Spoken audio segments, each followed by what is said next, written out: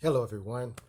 Welcome to another episode of Trek Canon. So, today we are marking season 2, Lower Decks. Finally, start to get the reviews going. All right. So, let's talk about season 2, episode 1, Lower Decks episode, Strange Energies. So, first of all, let me just say that I got an alert saying that Paramount Plus had put out the new Lower Decks episode. I didn't know when they was going to be premiering. That should let you know something. But out of all the new series that's been coming out so far from new Trek, from J.J. Abrams' Trek, I'm sorry, Alex Kurtzman's Trek, Lower Decks probably has the most potential to me. So let's get right into it. The name of the episode is called Strange Energies. And they pay homage to the original series episode Where No Man Has Gone Before. All right. And basically, it's. All right. Come on, Tommy. We could do this. We could do this, Trek. We could do this. All right. The only thing that I found funny in this episode, the entire episode, was when the doctor said, "Let's drop a boulder on him." That's the only thing I found funny. Because for anybody who've watched that episode from the original series Where No Man Has Gone Before, you know that that's kind of how Kirk took care of good old Gary Mitchell, his homeboy. All right. And he dropped the boulder on him. Now, let's talk about what I did not like about this season 2 outing. Okay. Again, they took the only person in Lower Decks who I thought represented Starfleet well, which is Boimler, right? And put him on a Titan with Riker. The whole episode centered around the relationship of the captain and her daughter, realizing that they are not good as the type of team they are in the command structure and Starfleet on the ship that they have. It's showing favoritism. It's creating a rift between the commander and the captain, and between the commander and the ensign. Why do I keep calling her the ensign and the captain and the commander? Because I decided not to even, I didn't even take notes, man. I didn't even take notes. Like, it was just like, what is this? But anyway, it's causing a rift between them. They have a little side story that's going on between the cyborg engineering guy and the Orion girl doctor, who, again, I have no idea how she's on the ship when she's an Orion. Oh, wait. They retconned Orion females so that to the point where only some of them exhibit that whole pheromone make you horny thing. Anyway, so there is no Starfleet presence in this show. There is no Starfleet presence in the show. They had a little part where the ensign girl who can do no wrong, never gets any type of repercussions for her actions, and pretty much ruins pretty much everything that has to do with any away missions and anything like that.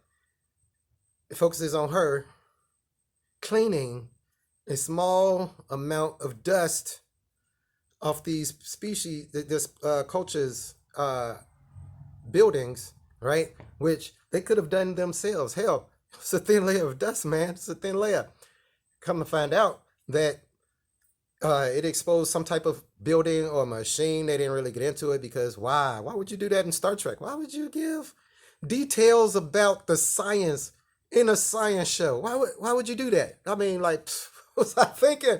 But this device apparently mimics the strange energy that's found in the Great Barrier, that gets its strange energy from the entity known as One, right? So you guys got this device on your planet. Nobody knows about it. There's no history of any type of godlike beings that y'all mentioned on y'all planet. So, but this thing just activates and turns somebody into a near omnipotence. And he takes off his head, sends it into space to attack the ship, like the being in Shakari. Even had the hands like they did for Apollo, just grabbing the ship. It's just all over the place, man. I don't even like, but I did say, but like I said, the funny part about that episode, let's drop a boulder on them. Everything else, there was no science. The doctor's trying to chase the cyborg around the ship to liquefy his brains so that he won't date a girl that she don't want him to date. Yeah, that was the premiere. That was the premiere of Lower Decks. Star Trek, Lower Decks. No science, no theory, no nothing. It's just like, I know it's made for kids, right? But if you was a kid and you was looking at that, first of all, kids is not gonna know the Easter eggs that you put in that, man. Episode of where no man has gone before from the original series aired in like 1968. 68. That's before me. All right, and you trying to tell me you finna put some stuff like in here for a show made for kids, and they gonna get it? Y'all got to do better, man. Y'all got to do better. Look. I don't know what to tell you, man. I was really looking forward to giving this review once I found out that the episode was out. I thought that they would have made a big change from the first season. Nah, man, they doubling down on it. They doubling down on the idiocracy. They dumbing down on the destruction of Star Trek, man. Like, do they even watch these videos? I know they don't watch these videos, but do they watch fan videos? Look, let me tell you.